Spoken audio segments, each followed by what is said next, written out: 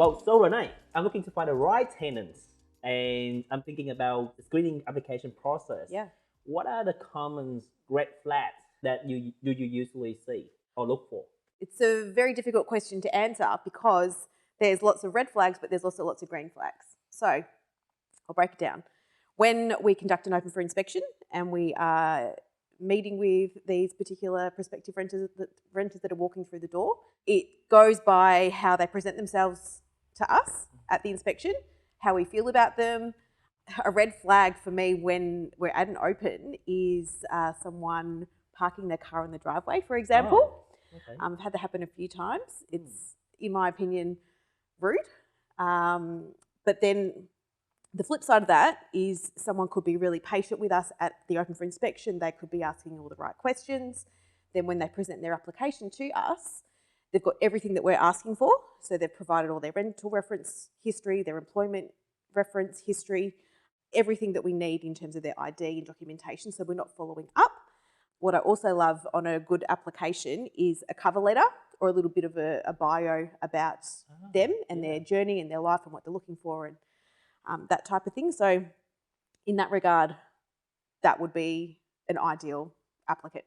Right. So you're saying that basically not only just what information they present on the paper, but also the interaction that they have with you as property manager. Definitely, So yeah. it's really critical to have a property manager actually on site and do the actual inspection. Yes.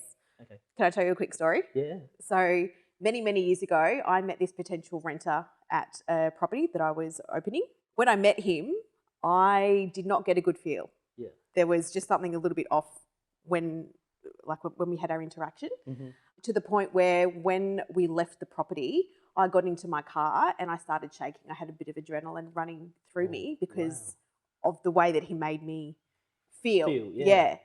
So anyway, he applied for the property the next day. He came into our office, submitted his application. It wasn't a great application. I presented it to the owner, and I'd also called the owner after I'd met this particular person the day before, and I said, I didn't get a good vibe from him.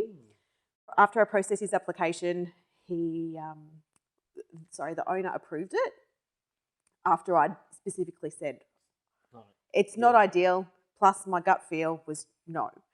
Anyway, she approved the application, and a really long story short, he stopped paying rent a few weeks later, and it turns out that he was cooking drugs in the property. Cooking drugs? Cooking drugs. Oh, wow. Yeah. That's terrible. Yeah. It's really bad. Wow.